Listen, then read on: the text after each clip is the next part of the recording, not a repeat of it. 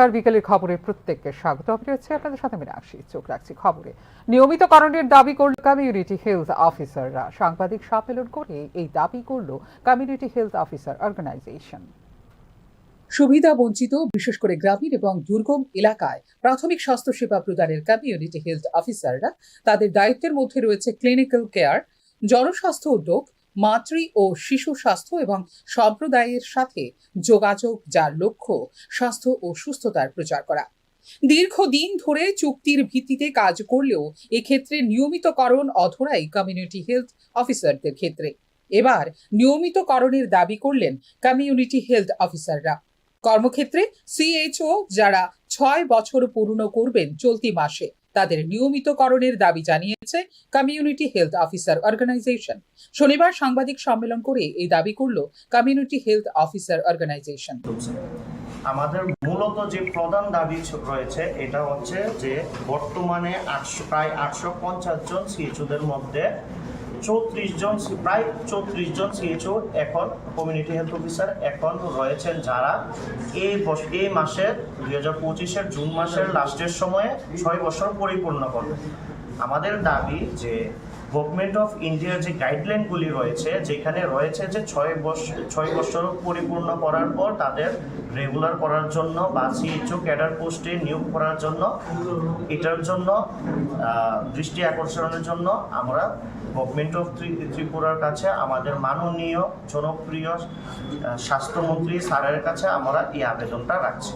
নিয়মিতকরণের পাশাপাশি বেতন বৃদ্ধি করার দাবিও জানিয়েছেন কমিউনিটির হেলথ অফিসাররা। 2023-এ আমাদের বেতন বৃদ্ধি হয়েছিল এনএচএম স্টাফদের। এর 2 বছর আগে, এর ব্যাক 2 ইয়ার্স আমরা যে অ্যানুয়ালি ইনক্রিমেন্ট পাই, ইয়ারলি ইনক্রিমেন্ট যেটা পাই 5%, ওইটা থেকে আমরা বঞ্চিত ছিলাম ওই সময়। তো আমরা সেই দৃষ্টিতে দেখছি যে আমাদের শুধু লাস্ট 2 বছরে যেটা বঞ্চিত ছিলাম ওইটাই শুধু ইনক্রিমেন্ট দেওয়া হয়েছে, আমাদের বেতন বৃদ্ধি করা হয়নি। আমরা এই বিষয়ে আমাদের যে মাননীয় আমাদের অধিকর্তারা, আমাদের এনএচএম স্টাফের ক্ষেত্রে, এনএচএম এর ক্ষেত্রে যে অধিকর্তারা আছেন এবং মাননীয় আমাদের যে গভর্নমেন্ট অফ ত্রিপুরা আছেন, আমি ওনাদের দৃষ্টি আকর্ষণের জন্য বলছি এবং আবেদন রাখছি যে শুধু আমাদের না, সমস্ত এনএচএম কর্মীদের একজনের যদি 60% বা 50% বাড়ে, সমস্ত এনএচএম কর্মীদের যাতে ওই সমপরিমাণ 50% বা 60% স্যালারি হাইক হয়, যেটা সমতুল্যভাবে দেওয়া হয়নি ওই সময়। সম্প্রতি 126 জন নতুন কমিউনিটি হেলথ অফিসার নিয়োগের অনুমোদন দিয়েছে রাজ্য সরকার। এই সময় উপযোগী সিদ্ধান্ত গ্রামীণ ও উপজাতি অঞ্চলে মাতৃ ও শিশু স্বাস্থ্য, অসংক্রামক রোগের পরীক্ষা, মানসিক স্বাস্থ্য সেবা, পরিবার পরিকল্পনা, টিকাদান এবং সঞ্জীবনী টেলিকনসালটেশন প্ল্যাটফর্মের মতো প্রয়োজনীয় পরিষেবাগুলোর নাগাল এবং মান উল্লেখযোগ্যভাবে বৃদ্ধি করবে বলে এদিনে সাংবাদিক সম্মেলনে জানিয়েছে কমিউনিটি হেলথ অফিসার অর্গানাইজেশন। যক্ষ্মা নির্মূল অগ্রগতি পুরস্কার, উচ্চ নিয়মিত টিকাদান কভারেজ, উন্নত প্রাতিষ্ঠানিক প্রসবের হার এবং জাতীয় স্বাস্থ্য সূচক মূল্যায়নে উচ্চতর র্যাঙ্কিং এর ক্ষেত্রে গুরুত্বপূর্ণ ভূমিকা পালন করে চলেছেন কমিউনিটি হেলথ অফিসাররা। ফিউরো রিপোর্ট, নিউজ নাও। রাজ্যে 90% কোচিং সেন্টার অনুমোদনহীন। বিষয়টি নিয়ে বারবার রাজ্য সরকারের দৃষ্টি আকর্ষণ করা হলেও এক্ষেত্রে কোনো পদক্ষেপ নেওয়া হচ্ছে না। শনিবার সাংবাদিক সম্মেলন করে কথা জানিয়েছে অখিল ভারতীয় বিদ্যার্থী পরিষদ। কোচিং সেন্টারের বাড়বাড়ন্ত নিয়ে গভীর উদ্বেগ প্রকাশ করল ভারতীয় জনতা পার্টি সমর্থিত ছাত্র সংগঠন অখিল ভারতীয় বিদ্যার্থী পরিষদ। রাজ্যে প্রায় 90% কোচিং সেন্টারে নেই অনুমোদন। এই ক্ষেত্রে শিক্ষা দপ্তরের দৃষ্টি আকর্ষণ করা হলেও নেওয়া হচ্ছে না কোনো পদক্ষেপ। শনিবার সাংবাদিক সম্মেলন করে এই অভিযোগ করল অখিল ভারতীয় বিদ্যার্থী পরিষদ। শুধু তাই নয়, সরকারি শিক্ষকরা বিদ্যালয়ে ক্লাস না করে কোচিং সেন্টারগুলিতে ক্লাস করলেও এই ক্ষেত্রে পদক্ষেপ নেওয়া হচ্ছে না বলে অভিযোগ করে এবিভিপি। দেখি বিশেষ করে প্রায় 90% কোচিং সেন্টারের কাছে রেজিস্ট্রেশন নেই। উইদাউট রেজিস্ট্রেশন ওরা কোচিং সেন্টার চালাচ্ছে। বিদ্যার্থী পরিষদ সংগঠনে প্রায় 1.5 বছর ধরে বিভিন্ন দপ্তরে বা কনসার্ন অথরিটির কাছে আমরা সেই তথ্য তুলে ধরেছি যে কোন কোন কোচিং সেন্টারের কাছে আপনার রেজিস্ট্রেশন নেই। কিন্তু দীর্ঘ এই কমপ্লেন করার পরেও সেই কনসার্ন অথরিটি বা ডিপার্টমেন্ট আজ পর্যন্ত কোনো রকম অ্যাকশন সেই ইনস্টিটিউটের এগেনস্টে নেয়নি। তার পাশাপাশি কিন্তু আরেকটা অনেক গুরুত্বপূর্ণ বিষয় ত্রিপুরার মধ্যে, যে ক্লাস 1, 2 এবং 3 বাচ্চাদেরও আজকাল কোচিং সেন্টারে পাঠানো হচ্ছে। সেখানে অভিভাবকরা একটা অনেক গুরুত্বপূর্ণ ভূমিকা আছে, যে ওরা বিভিন্ন রকম অ্যাডভার্টাইজমেন্ট বা অনেক প্রলোভনের মধ্যে পড়ে গিয়ে বাচ্চাদের কোচিং সেন্টারের মধ্যে ওরা বিশ্বাস করছে।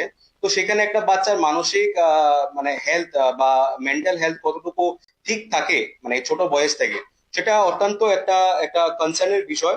তার পাশাপাশি ত্রিপুরার মধ্যে দেখুন, মানে আমরা সবাই জানি সরকারি শিক্ষকরাও এই ইনলিগেলি ভাবে আপনার স্কুলের চলাকালীন সময়ে ওরা স্কুলের ক্লাস অ্যাটেন্ড না করে ওরা দুর্ভাগ্যবশত নিজের ব্যক্তিগত টিউশন সেন্টার চালায়। সেটা নিয়ে সরকার সবকিছু জানে, তা আমরাও সরকারের কাছে অনুরোধ রাখছি সেটা নিয়ে অবশ্যই স্টেপ নেওয়া। বিদ্যার্থী পরিষদ নিচ্ছে, আমরা চাই সরকার এটি নিয়ে প্রপার রেসপন্স করুক।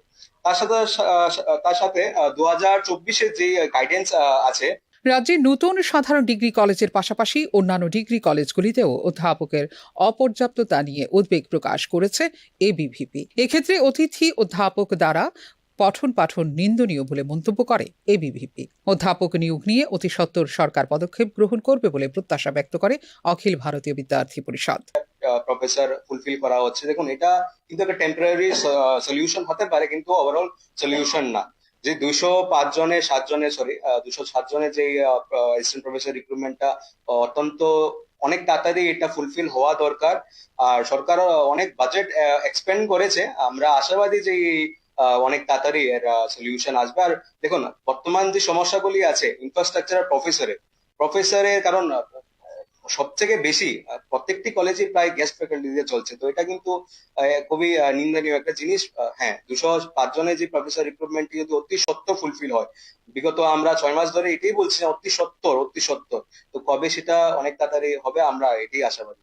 গোটা দেশে 10টি কেন্দ্রীয় বিশ্ববিদ্যালয় নিয়ে উপাচার্য, শুধু তাই নয় 100টি স্টেট ইউনিভার্সিটিতেও নেই উপাচার্য।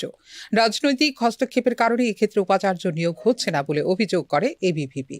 2024-25 সালে গোটা দেশে এবিভিপির সদস্য সংখ্যা ছিল 60,30,000, যেখানে ত্রিপুরায় তাদের সদস্য 66,136 জন। তবে 2025-26 সংগঠনের সদস্য সংখ্যা 1 লক্ষ করার লক্ষ্যমাত্রা ধার্য করা হয়েছে বলে শনিবারের সাংবাদিক সম্মেলনে জানিয়েছে এবিভিপি। আগামী 12 জুন থেকে রাজ্যের কলেজগুলিতে সংগঠনের সম্ভবত সংগ্রহ অভিযান শুরু হবে বলেও জানিয়েছে ABVP. Bureau report, news now. প্রশাসনের নির্দেশিকা অমান্য করে প্রকাশ্যে পশু জবাই করার ঘটনায় উত্তেজনা ছড়ায় উদয়পুর মহকুমার গোমতীপাড়া এলাকায়। পরিস্থিতি নিয়ন্ত্রণে আনতে দ্রুত ঘটনাস্থলে পৌঁছে যান জেলা পুলিশ সুপার, অতিরিক্ত পুলিশ সুপার, মহকুমা পুলিশ আধিকারিক সহ বিশাল সংখ্যক পুলিশ ও টিএসআর বাহিনী। না হয় আইন অনুযায়ী পদক্ষেপ। শেষে প্রশাসনের উদ্যোগে মাটিতে পুঁতে ফেলা হয় জবাই করা পশুটিকে। এদিকে গুজব ছড়ানো থেকে বিরত থাকার পাশাপাশি আইন নিজের হাতে তুলে নিলে উপযুক্ত ব্যবস্থা নেওয়া হবে বলে জানিয়েছে পুলিশ। সনমন নদীর পাড়ে একটা বাড়ি রয়েছে, তো বাড়ির পিছনেই নদীর পাড়ে একটি ক্যাটেল স্লটারিং করেছে, তো সেটা আমাদের নজরে এসেছে। তো আমরা এখন ওদেরকে ডিটেইন করেছি এবং অ্যাজ পার ল আমরা লিগ্যাল অ্যাকশন। স্যার, যে ক্যাটেলটাকে হত্যা করা হয়েছে সেটাকে কি এখন মাটিতে পোতা হয়েছে? সেটা আমরা সেফলি ডিসপোজ করা হচ্ছে এখানে। এই জায়গাটার নাম?